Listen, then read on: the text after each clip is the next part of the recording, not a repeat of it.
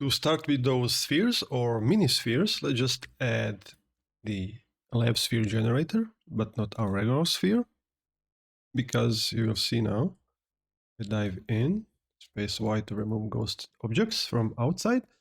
We now see that this topology is different, okay? And I want to use this sphere instead of the normal one that we have. Okay, so next, let's add transform so that I can manipulate it or move it.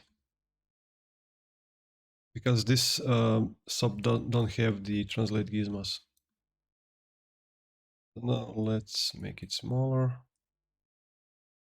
Something like that. I could also have used the start orient picking and just click where I wanna add this transform gizmo, and yeah, you're not perfectly where we want it to be.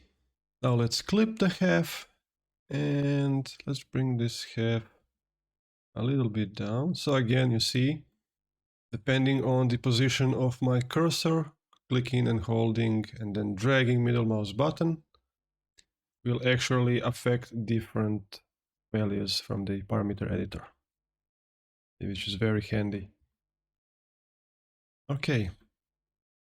So the next thing, there is some kind of ring here when I check the reference image. So really before making any ring, let me again use transform. This time let's set the pivot to be here, somewhere here. And then let's just squish this ball a bit. Because if we check the reference image, we can see that it's not like a perfect sphere, I guess. So we can play with the shape as we see fit. Okay, something like this, I think it's okay. And now I can just make this ring, poly extrude. Okay. Did I extrude it? Okay. That. Let's close the back side of the object. And let's see if this needs a bit of... it's okay. Doesn't need anything. Here, I guess we can just bevel or just make a crease. Like that. So when we put this under subdivision, let me just do this. And now we have this nice smooth transition, which is exactly what we want. But let's see here. I don't need this actually.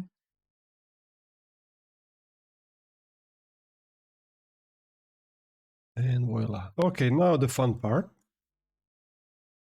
Let's select everything with N. And we can first duplicate. Make sure that our gizmo transform or translate gizmo is, of course, in the center, because we want to rotate or duplicate via z-axis, okay, around z-axis, but from here. So this pivot transform y pivot needs to be at 0. So it's very easy, just reset the pivot translate to 0 and that's it. And now if we move the duplicate, we can see the effect. Okay. That's perfect. And now we can just mirror because we already have selected polygons or cooked polygons.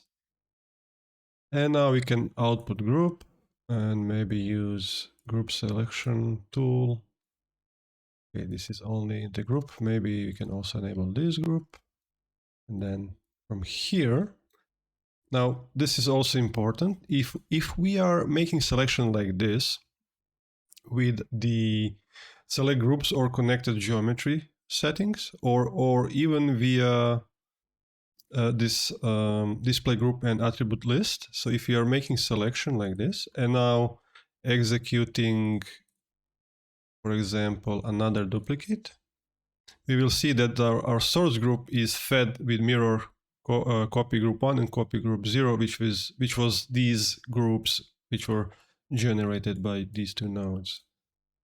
So this is also very handy to know. So once again, our y axis needs to be at 0 so that our pivot point is in the center. And now it seems that this axis or gizmo doesn't really, it's not directed in a correct direction. So let's press M to change the alignment of this handle. So if you check on the bottom, you can see the options we have. So in this case, the world is just fine. And now again, I just quickly copy this, eyeball it here, use middle mouse button to add more pieces. One more. Okay, and now now if we set this to pack an instance, it's gonna work much faster. So I believe something like this is exactly what we need. And now if we go out, check everything, and yeah, that would be it for this part. See you guys in the next video.